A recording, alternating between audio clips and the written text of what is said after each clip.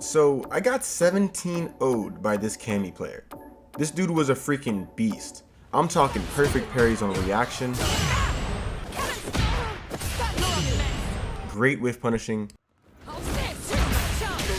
and a really strong sense of positioning. They really made me think in neutral. Here's an example of how neutral interactions were in the first game.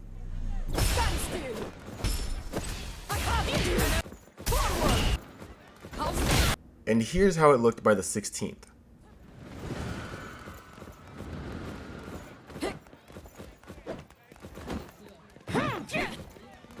At the time of this voiceover, I haven't actually done the analysis yet, but I think this is going to be a really enlightening video.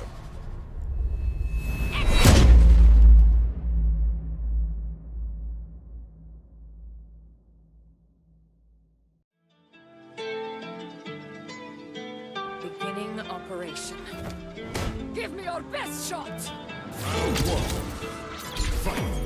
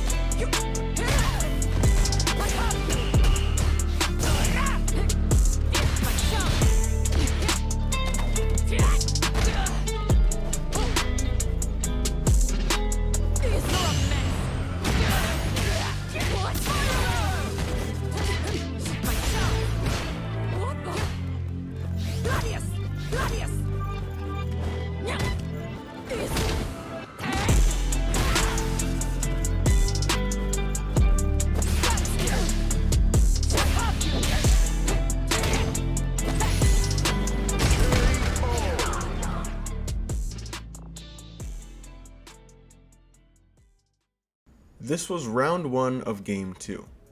Let's look at a few of the neutral interactions here.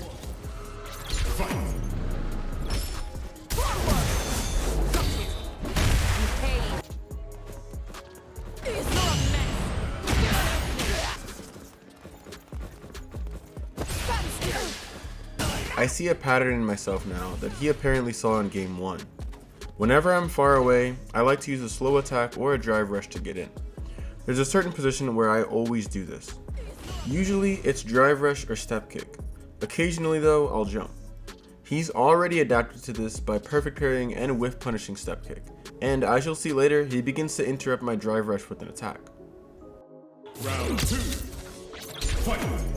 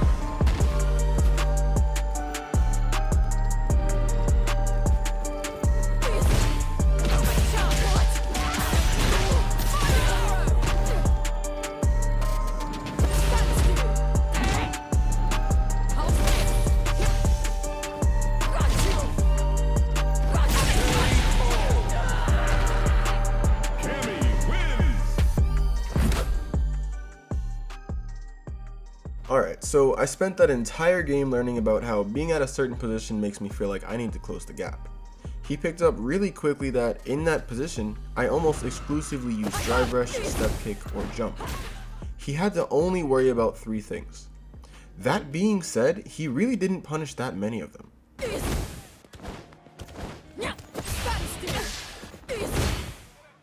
I was wondering why someone who obviously outclassed me didn't anti-air every single jump, or drive impact every single step kick, or check every single drive rush. Surely it would be easy to only keep track of 3 things, right? Well, no. It's pretty hard. This is me practicing DI against step kick, down heavy punch against jump, and standing medium kick against drive rush. I was surprised to see that even after 30 minutes, I still couldn't get them all consistently. It felt like as soon as I could react to 2 things well, the 3rd thing would ruin me. And then as soon as I could react to that one, something else fell off. This brings us to the concept of cognitive capacity. A lot of people in the FGC call it mental stack. I took a cognitive psychology course earlier this year, and I want to read a section of the textbook here. The capacity approach conceives of attention as a limited pool of resources. Some tasks and the cognitive processes they entail demand relatively few of these resources. Others are highly demanding and may even deplete all available attention.